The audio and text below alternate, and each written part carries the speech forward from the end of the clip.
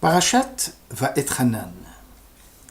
J'implorai l'Éternel à cette époque en disant: Seigneur éternel, déjà tu as rendu ton serviteur témoin de ta grandeur et de la force de ton bras.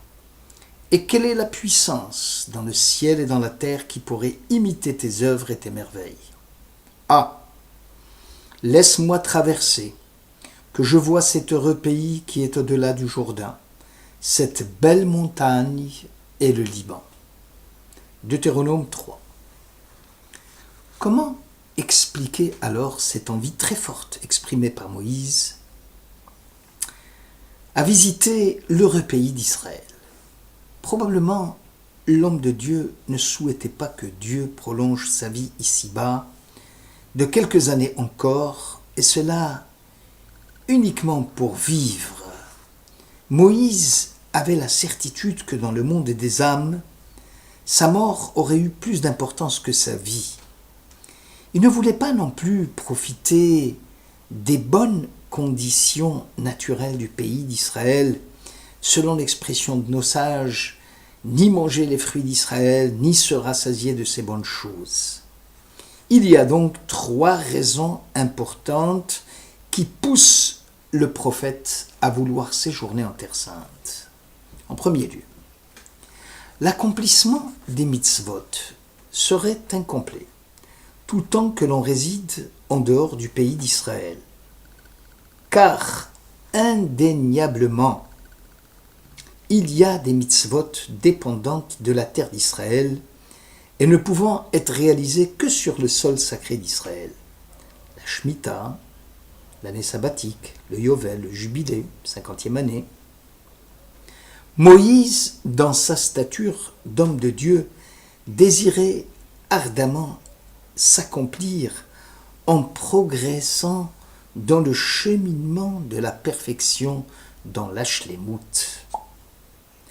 L'échelle de progression est fonction des mitzvot et surtout de l'accomplissement des commandements divins, sans aucune exclusion de telle ou telle mitzvah. Il est significatif qu'en hébreu, le mot qui désigne le sens et l'explication des mitzvot est dit ta'am, ta'amé ha-mitzvot. Or, ta'am signifie en même temps le goût, le parfum. La personne qui accomplit une mitzvah perçoit la signification de son acte comme étant un parfum, une odeur. Selon Rabbi Yochanan dans Megillah 32, celui qui dit l'écriture sans mélodie est dénué d'âme. La Torah, sans chant, est dénuée d'esprit. C'est pour chanter Dieu que Moïse voulait entrer en Terre Sainte. Sa recherche et sa demande est noble, puisqu'il essaye de donner à sa requête une auréole sacrée. C'était la première raison. La seconde raison pour laquelle Moïse implore Dieu étant la possibilité d'aller prier sur le mont Moria, montagne sacrée, celle de la ligature d'Isaac. Le prophète savait que c'est aussi ici, à Moria, l'emplacement du futur temple de Jérusalem. Et puisque Moïse a été à l'origine de l'édification du tabernacle, du sanctuaire Mishkan, pourquoi ne peut-il pas aussi apporter sa contribution à celle du Mikdash, le temple? Ahar Hatov, le mont Moria, Halevanon, le temple. Ici, les mots montagnes ne signifient pas des choses ni des qualités, mais plutôt des événements, des actes de Dieu, les merveilles de l'Éternel. Ce qui semble être une pierre est en fait un acte divin. La simple pierre sur laquelle Jacob pose la tête pour une nuit est érigée en stèle et devient la maison de Dieu. C'était donc la seconde raison pour laquelle Moïse voulait entrer à tout prix en Terre Sainte. La troisième raison l'engagement du prophète de vouloir à tout prix aller en Israël réside dans la nature même de l'être humain.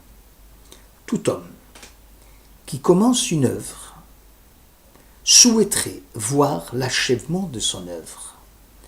Moïse n'a-t-il pas supporté seul le labeur du peuple, son fardeau et ses contestations? N'est-il pas donc légitime qu'il goûte aussi aux fruits de ses efforts, à la promesse faite aux patriarches concernant la terre d'Israël, et qu'il participe enfin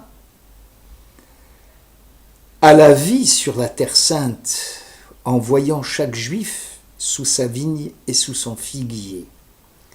Là aussi, l'accomplissement de la promesse divine faite au peuple: si vous suivez mes statuts, je donnerai vos pluies en leur temps, prend le pas sur les considérations bassement matérielles du commun des mortels. Lorsque le décret de Dieu fut promulgué contre Moïse et Aaron, « Aussi vous ne conduirez pas la communauté », le prophète avait pensé qu'il devait seulement abandonner le pouvoir de diriger le peuple et le transmettre à son successeur. Mais aussi va-t-il s'empresser de nommer Josué. Moïse se considérait alors comme un simple membre de la communauté d'Israël, soumis au nouveau chef désigné et au choix Josué qui fut son élève. Ayant droit de participer à la conquête du pays de Canaan, c'est alors que Dieu lui fit remarquer qu'il serait difficile d'admettre que l'élève Josué serait le maître de Moïse. Dans l'expression Rav lach, il serait un Rav, un maître pour toi, Moïse.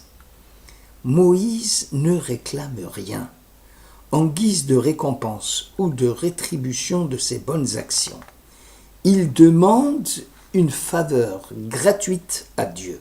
Va etranan, il y a la racine chinam. Je veux un acte gratuit. C'est l'Éternel lui-même qui gratifie l'homme de ses bienfaits. Et ce, depuis le jour de sa naissance jusqu'au jour de sa mort. Il en est ainsi dans la structure de la Hamida, où le priant remercie Dieu de ses actes gratuits. Toi qui nourris les humains avec tes bienfaits, toi qui ressuscites les morts, etc., avant de lui réclamer sagesse, santé ou autre de monde, c'est notre maître Moïse qui, le premier, a montré la voie. Tu as rendu ton serviteur témoin de ta grandeur. Qui pourrait imiter tes œuvres et tes merveilles? Voilà pour les louanges et les remerciements. Puis intervient la requête de l'homme. Laisse-moi de grâce traverser l'heureux pays et que je vive. Le fait de vouloir traverser l'heureux pays, c'est pour en prendre possession, car la notion de kinyan, acquisition, ne peut se réaliser qu'en foulant au pied le lieu futur de la résidence de la Shekhinah. Le prophète semble obsédé par son sacerdoce vis-à-vis de son peuple. En marchant en terre sainte, l'homme de Dieu voulait en faire une acquisition perpétuelle pour son peuple, sans aucune contestation possible de la part des anciens occupants de la terre. Le droit prescriptif deviendra définitif. Puis, dans un second temps, Moïse réclame pour lui-même le droit de voir, de visiter par le simple regard l'édification du temple et le mont Moria. Son désir consistait à acquérir la perfection spirituelle, celle que dégage le Beth Amikdash. Lorsque la Bible affirme que le peuple a vu ou entendu la voix du Sinaï, Elle ne se réfère pas à une perception par l'œil ou à une perception par l'oreille, mais il s'agit d'une perception bien évidemment spirituelle. Le Maharal de Prague écrit dans Tiferet Israël au chapitre 43. Ce ne fut ni une voix physique, ni une perception physique, mais plutôt une voix spirituelle. Serait-il concevable que les paroles prononcées par le Saint, béni soit-il, l'aient été à la manière de la parole humaine, ces paroles audibles pour Moïse, mais non pour le peuple? Serait-il naturel que la même et unique voix ait été entendue par l'un et non par les autres? Ce que réclame Moïse, c'est le mystère de la révélation. Il souhaite ardemment que le peuple accède au chemin vers Dieu, à l'expérience d'un acte avec Dieu. Cette expérience mystique est une tendance de l'homme vers Dieu, un événement de sa vie d'homme, dépendant de ses aspirations propres et de son initiative personnelle. Rares sont ceux qui, à de rares moments, peuvent s'élever au-dessus de leur propre niveau. Mais alors, découvrant que l'essence humaine, c'est d'être suspendu entre ciel et terre, ils commencent alors à comprendre seulement l'essence du message de Dieu. Pour que Dieu puisse nous élever, il faut que nous éprouvions ce sentiment d'être suspendus entre ciel et terre. L'étonnement et l'émerveillement manifestés par Moïse dans cette sidra sont à la compréhension de la réalité de Dieu, ce que la clarté est à la compréhension des idées mathématiques. Le chemin de Dieu reste fermé.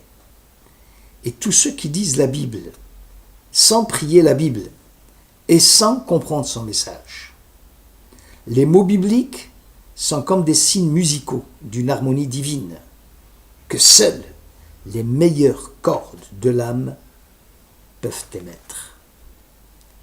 Merci de votre écoute.